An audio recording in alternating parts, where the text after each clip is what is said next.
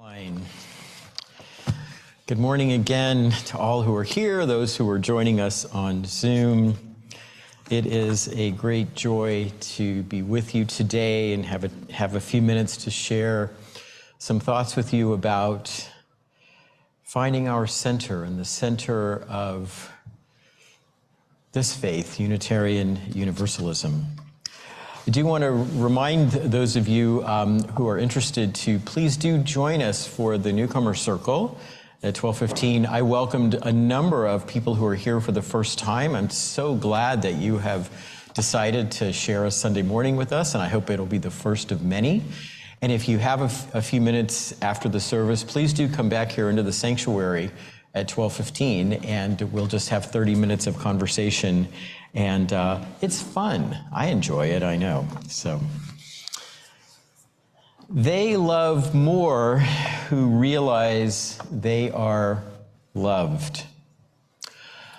I personally cannot imagine a more beautiful and hopeful description of the purpose and possibilities of life, and especially of, I guess, what you might call spiritual life and religious community.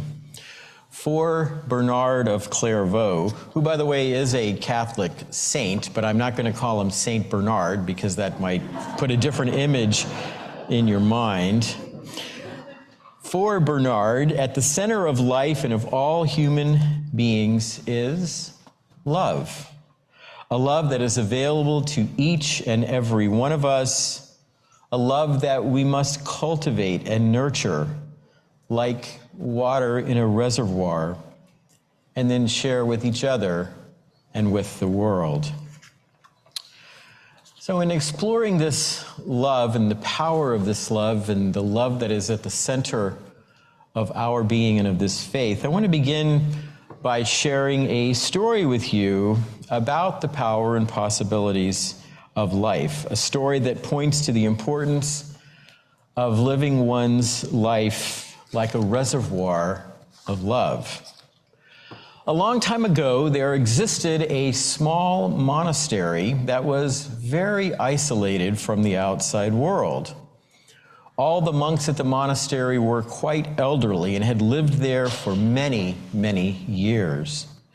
Now, on the surface, there wasn't anything very extraordinary, unusual about this particular monastery. The monks did what, monks do.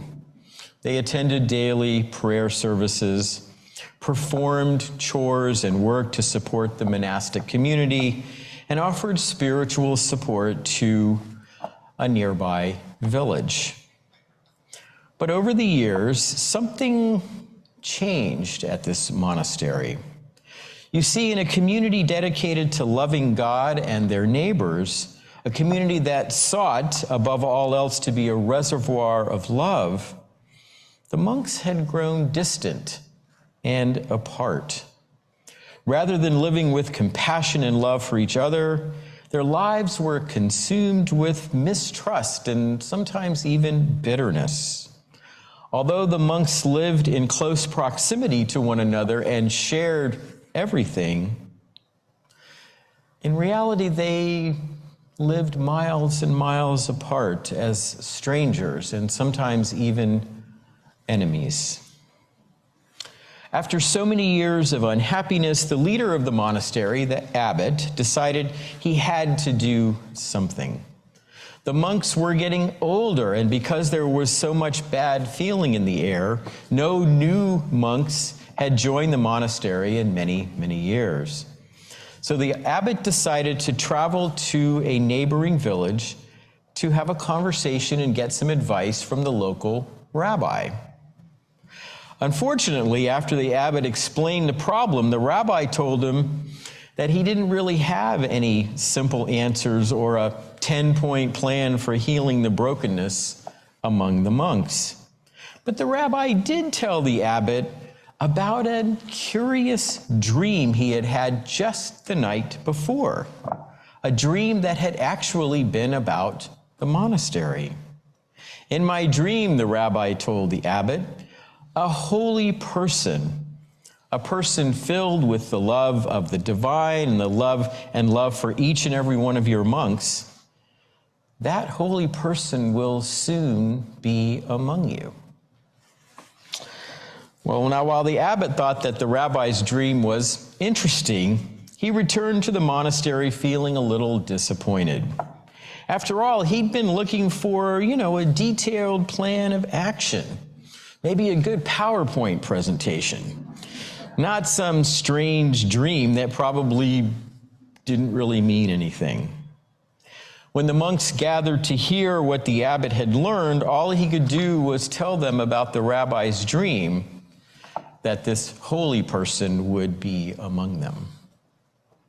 Over the coming days and weeks, life at the monastery appeared to stay much the same. All the tasks and rituals were performed as they had been for years.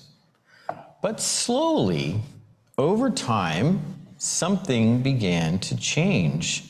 Something that transformed the way the monks lived, and especially the way they saw themselves and each other. You see, after the abbot had shared the details of the rabbi's dream, the monks couldn't stop thinking about that mysterious holy person who would soon be among them. Who was it? When would that person arrive? What would they say or do? But then, as time passed and no visitor from outside the monastery appeared, the monks began to consider another possibility. What if the holy person the rabbi had dreamed about was not someone they didn't know, but instead one of them, whose identity and nature had remained hidden and to this point undiscovered? Some of the monks even began to wonder if they themselves might be that holy person. And as the idea that one of them loved the other monks with all their heart, life in the monastery slowly began to change. The monks saw each other and treated each other in new ways. Instead of approaching one another with suspicion or mistrust, they listened, learned, laughed, and loved together. They approached their daily tasks with a new sense of purpose and joy, slowing down long enough to see the beauty and blessing all around them. And as the monks began to savor life rather than basically going through the motions, they found love at the center of their lives and their community. They saw love in each other's faces and experienced love in each other's presence. Life at the monastery was truly transformed from a place devoid of kindness and joy into a reservoir of love and friendship. Now, of course, this story is just that, a story. But the journey of the monks from unhappiness and mistrust to love and joy, from living as canals in which the goodness of life rushes in and out, joyless to and like into turning their lives into reservoirs filled with love. And I think this transformation points to a deep and profound truth, an insight not only at the heart of Bernard's thought, but also, I want to contend, at the heart of Unitarian Universalism. Now, according to Bernard, love is central to the human experience. Humankind is created by and in the image of a God whose nature is love.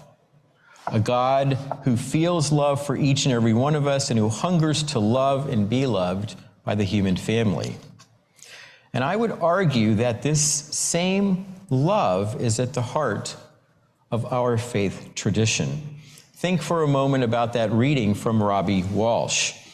As the earliest Universalists argued, and as Robbie reiterates so beautifully, there is love in this world. A love that welcomes us no matter who we are, what we believe, where we come from, or who we love. much like a parent carrying their sleeping child. That love is kind, caring, and can see us through when we are exhausted and simply need to be tucked in at the end of the night. Of course, that love is not guaranteed or automatic because it depends on us, frail, broken human beings who too often live like canals rather than reservoirs. But as Robbie said so well, human beings are indeed the agents of that love. And if we allow love to shine in our lives, in our families, in our congregations, and in our communities, we can begin to build a world in which more and more of the human family feel welcomed, safe, valued, and cared for. Now, before I move on to what Bernard and the Universalists see as the implications of this all-encompassing love, I want to pause to say a word about its sources. You see, like our Universalist forebears, Bernard looked to the Bible for his understanding of God and humanity. Now, being a Roman Catholic, Bernard, of course, looked first and foremost to the Christian New Testament. But it's interesting that much of his understanding of God was derived from a pretty unusual and relatively obscure book in the Hebrew Bible, or what Christians call the Old Testament, called the Song of Solomon, or the Song of Songs. And what makes this particular book so unusual is that unlike the gospel accounts or the many stories found in the Hebrew Bible, the Song of Songs is exclusively a poem. In fact, it's a love poem filled with language and imagery that is, how do I say this, passionate, and yes, at times even erotic. The Song of Songs chronicles the emotions and experiences of two lovers who are yearning and longing for one another.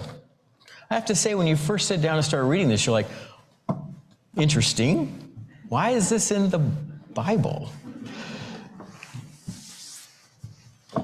And why did someone like Bernard, who I imagine was a pretty serious fellow, why did he find such importance in this book that, as I said, seems kind of out of place? And the answer is found in the fact that Bernard read the Song of Songs not as a love poem about two people, but instead as a metaphor describing the relationship between God, between the divine, and humankind.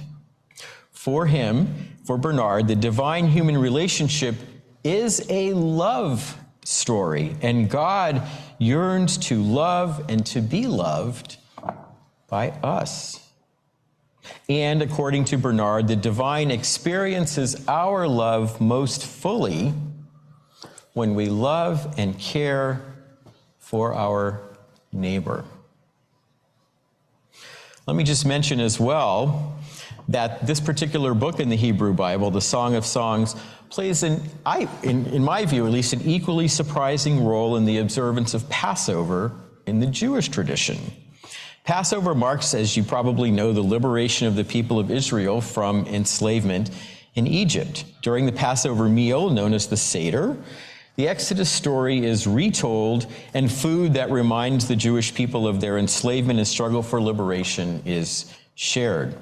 But one thing many don't know about Passover is that, according to tradition, the scripture that should be read on the first night of Passover is that unusual love poem, the Song of Songs. And as I understand it, the reason this book is read is because it reminds the Jewish people of God's unending love.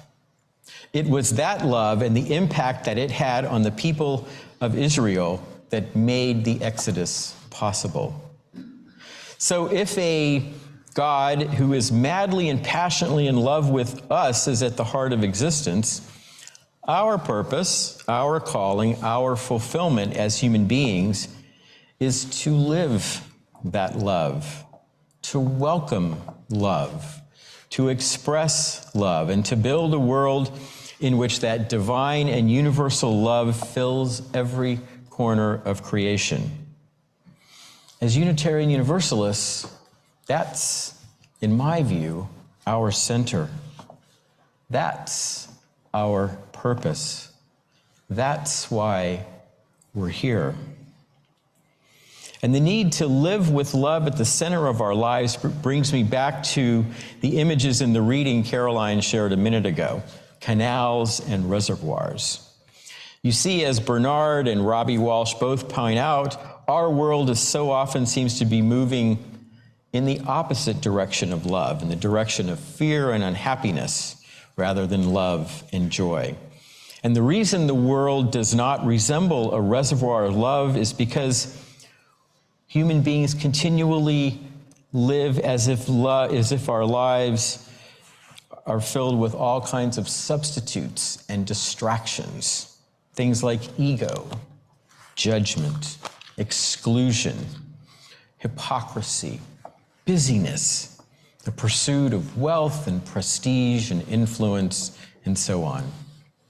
Universal and unconditional love is calling to us, calling us to love one another. But we are so often, too often, unable and unwilling, too busy or too self-absorbed to listen and to answer that call. And the reason we fail to respond is because we relate to divine love too often as canals rather than reservoirs, allowing the love that is both within us and among us to rush through our lives as we spend so much of our time listening to voices telling us to care about things that matter so much less, power and prestige, telling us to get ahead by working harder and longer, rather than slowing down and listening for the voice and the presence of love in our lives. But there is another way, a way leading our lives and our world in the direction of that all-encompassing love that is at the heart of Unitarian Universalism. And that other way, I believe, is the way of the reservoir, a way that enables us to listen for love within, to savor the beauty of life and family and community, and to experience the fundamental truth that we are loved, that we are precious, that we have been blessed with a life of wonder, beauty, and yes, love. And how do you live as a reservoir? By slowing down, by living mindfully and with intention, by devoting time to spiritual practice and nourishment, by sharing ourselves and serving others, and by living our lives from a place of gentleness and compassion, rather than judgment or self-righteousness. I've got a quote here from a Trappist monk, now deceased, Basil Pennington, who wrote lots of wonderful books about spiritual practice and mysticism. And he said, listen to what he says. He says, if we don't take the time to sit still and slow down, we will never perceive the gentle breezes that caress our necks and kiss our cheeks with love. If we don't slow down, we won't be aware of those gentle breezes of love. That, friends, is what it means to live as a reservoir, sitting still long enough to feel those gentle breezes.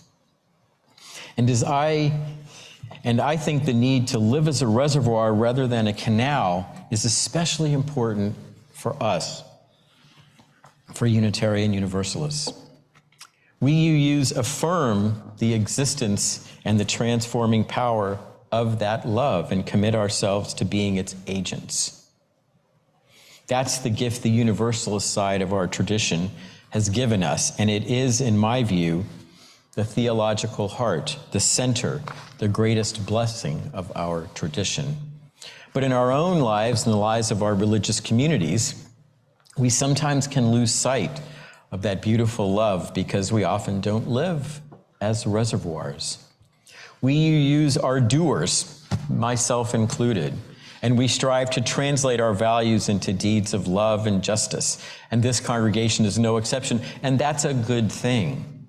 But in doing so, we must remember to take time to savor, to listen to one another, to practice humility, and to find that center, that reservoir of love.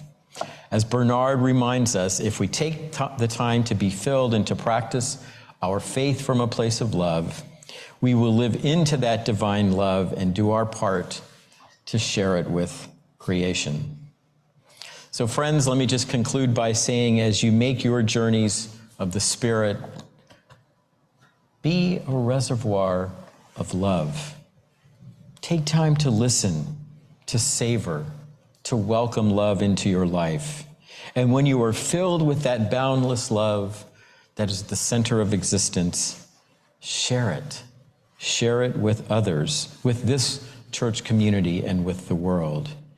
Share your love with humility, with compassion, and with empathy.